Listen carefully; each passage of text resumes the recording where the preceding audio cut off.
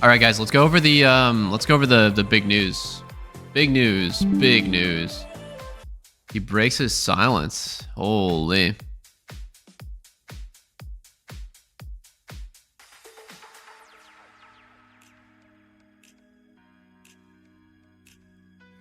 Okay, let's go through this chronologically. I think the first thing that happened was that Doran was announced for T1. Obviously, before then there was like a rumor thread. I don't really know where that went.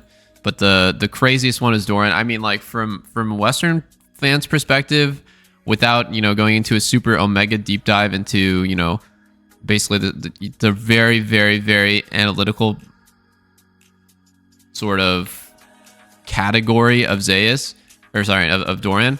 I think most Western fans think that it's a downgrade. I think most Western fans think, damn, what a huge shame that, that Zofguka roster, however you want to say it, is broken up. It's like your favorite boy band just lost a big member. And like for I feel like Doran has such an impossible shoe to fill, like an impossible spot to fill, because Zeus was always that insane wild card where, yeah, he would have like really troll games, but he would also randomly pop the fuck off and just solo carry. Like I'm thinking about 23 Worlds where he's just absolutely fisting the Shy. He's not just winning top lane, he's literally 1v5 carrying the game, playing Yone, playing carry tops, doing impossible things, doing unbelievable things. So I think from Western player perspective, like obviously I have not watched like too much LCK, but Doran seems like he's a guy who plays really well domestically and has a reputation of choking at Worlds. Now it's Dofgaka. Dogfuck. What kind of does look like dogfuck?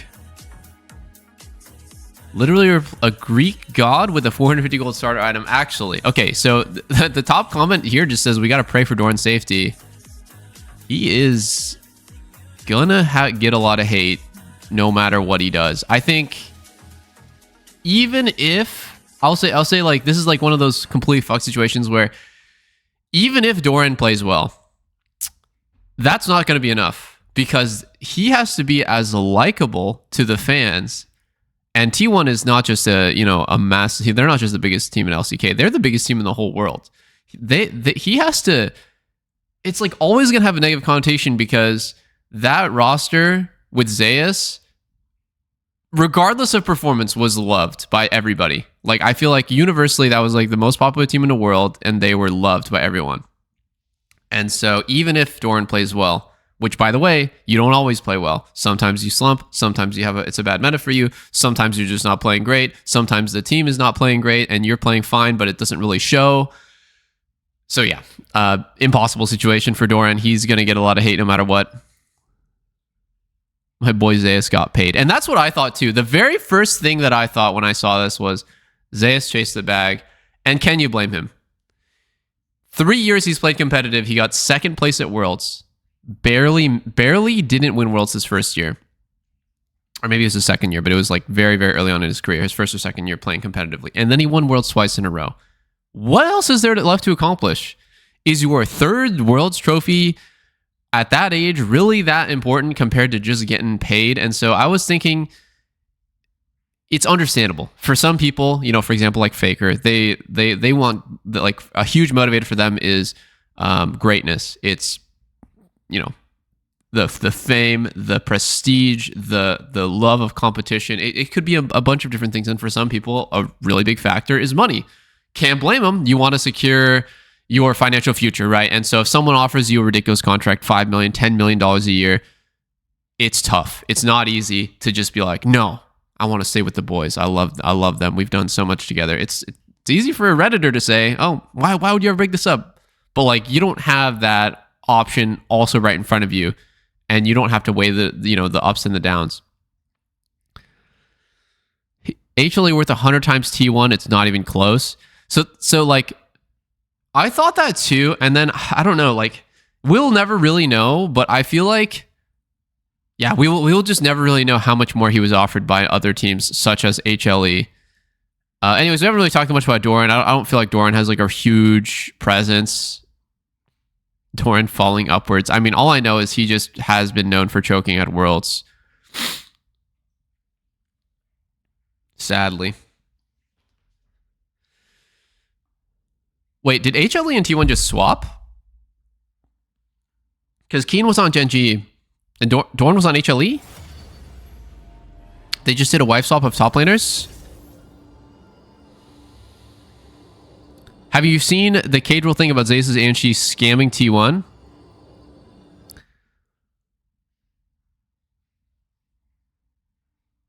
Okay, whenever T1 wins because of Doran, everyone would spam God FK.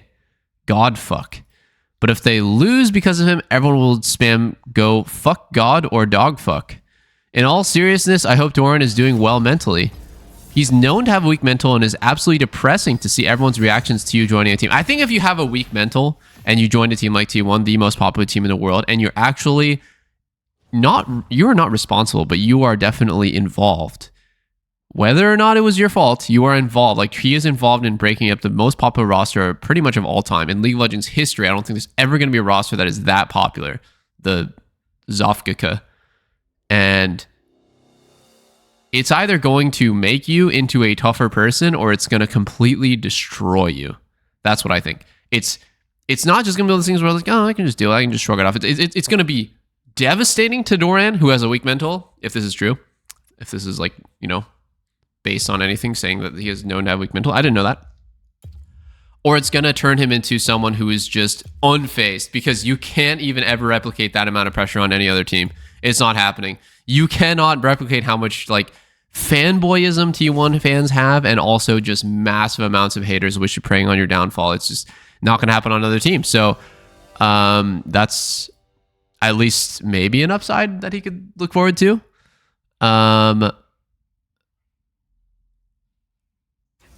It's funny. Okay, so I mean, some of the stuff is talking about how he goes Super Saiyan whenever T1's in the game. What is NT1? Bruh? The agency basically delayed all negotiations until last second. When the HLE deal came in, it was already lucrative enough to get Zeus out. Scummy, but yeah, I doubt there will be any penalties.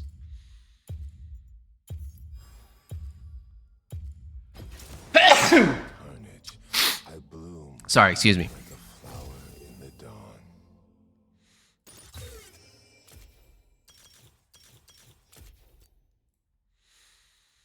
Now, you guys have to keep in mind though, like T1's last 3 years is World Finals and then winning Worlds. If anything below that is a disappointing finish.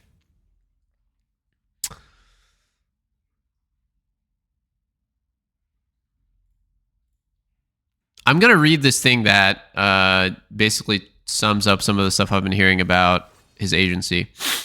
My post was removed from Arsenal's League of Legends for breaking the rules. It was a shitpost anyways. I just ran it through Google Translate. Anyways, do I have this right?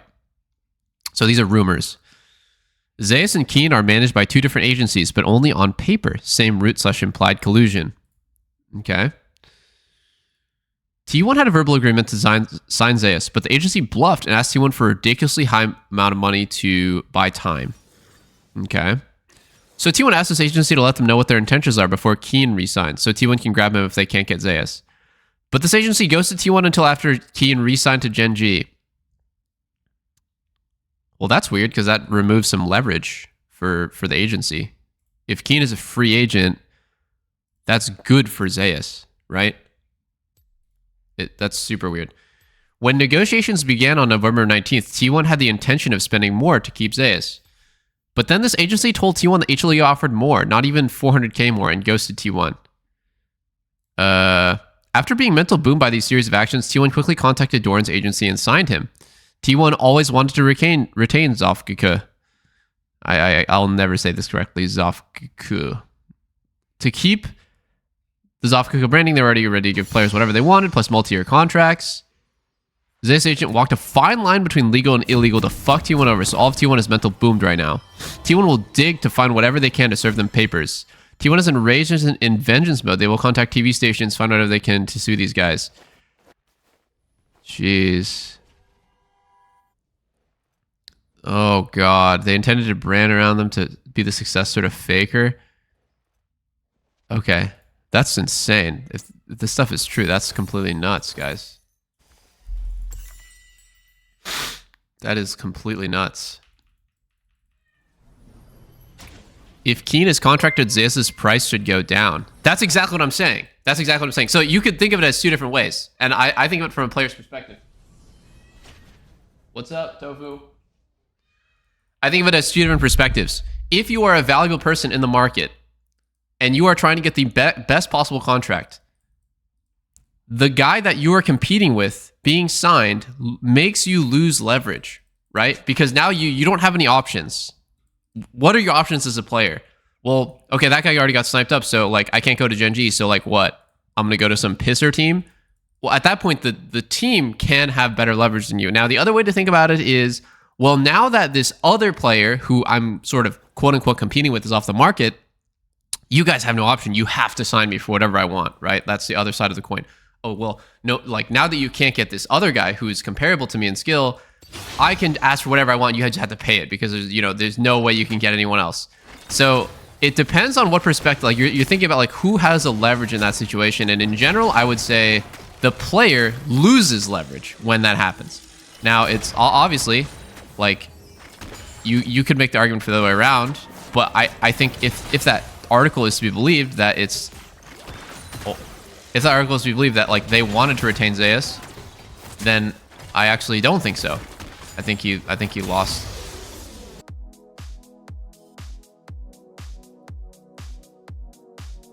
I'm kind of confused what legal action is even possible against Zeus. Like I'm actually, or not against Zeus, but against his agents. I'm kind of confused. Like the agents being really shitty at their job isn't against the law.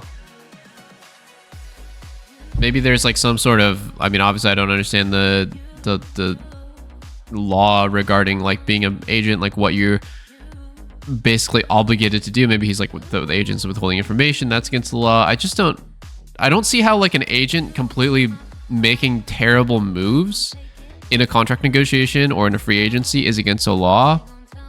But obviously there has to be some reason why T1 would like want to do that. Oh, collusion. Yeah, okay. So collusion could be, yeah, that would probably be the biggest one. I forgot about that. That was the first thing that they wrote.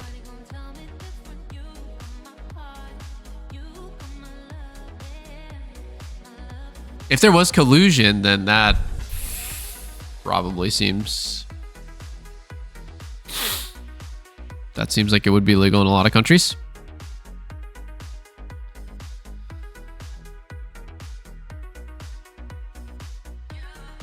Yesterday, free agency was announced earlier than expected. So I couldn't properly greet you, which was different from my intention, so I feel sorry about it. I entered as a trainee in 2019, and I was so happy to be able to play with such great youngs until this year. I'm grateful to Owner, who has been through everything with me since I was a trainee, Faker, who I always learned a lot from, Gumayusi, who always gave me positive energy, Carrier, who helped me play comfortably, and the team that believed in me and gave me a chance. It was an honor to receive so much love as a member of T1. I'm so sorry that I'm leaving so suddenly, even though they gave me so much love. I still can't believe it, but I'm sorry that the fans must have been very surprised. I'm so grateful to the manager who always took good care of me, and to the team leader, and for T1 COO. I'm also so grateful to the coaches who always believed in me and allowed me to learn a lot. As I've learned so much from T1, I will always try to learn from my shortcomings and become a player who can improve further when I go to other teams. Thank you for reading my ramblings. Read the translation in his comments. It's better. Okay. Guma commented on his post saying you're going to be in trouble next year, but more so along the lines of we're going to discipline you. Owner replied as well with good luck. Feels like even though T1 players are probably blindsided with Zeus leaving, they are more or less accepting of the situation, just want the best for their close friends.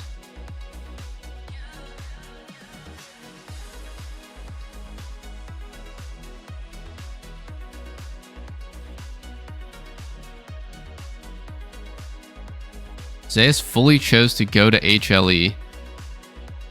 T1 got screwed by not being able to pick up Keen. Really fucked up thing Agent did was delay the final negotiation so Keen could go to Gen G, then fuck T1 over with Zeus committed to HLE. Not sure who made that decision, but painted them in a bad light.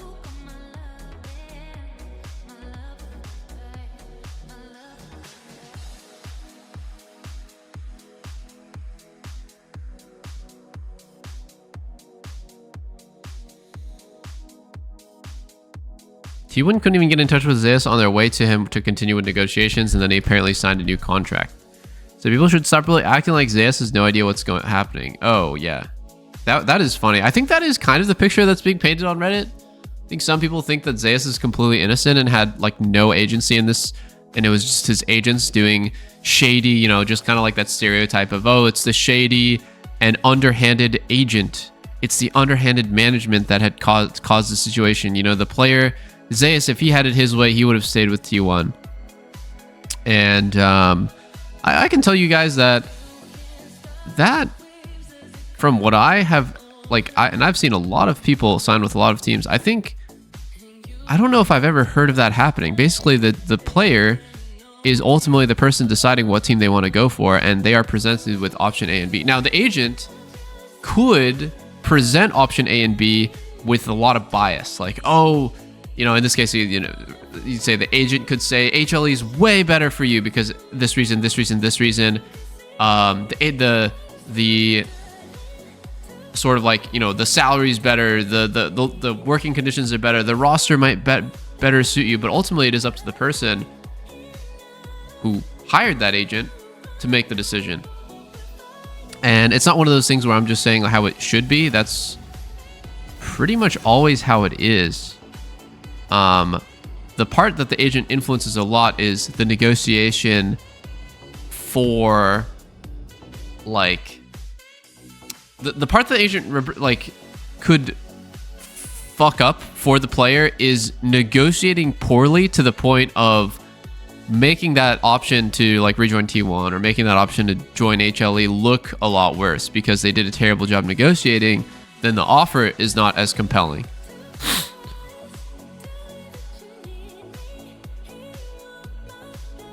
Kato and Rival have a great video on it. The translation is kind of ass, but in his IG post, he said the announcement came out earlier than he expected, which is kind of surprising. Might be reading too much into it, but it doesn't sound like him leaving was as amicable as thought. There's also rumors that there's drama between his agent and T1.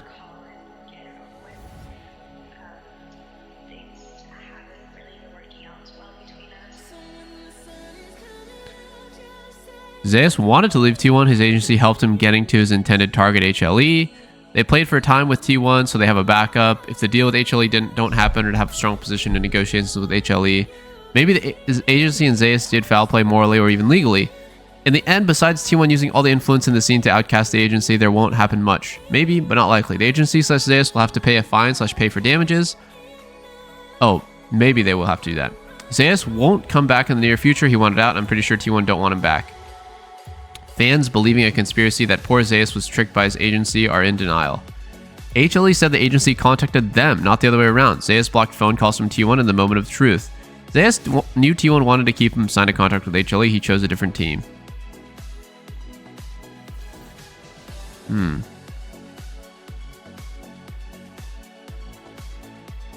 That post in particular seemed very like... That was like fresh information, I feel like.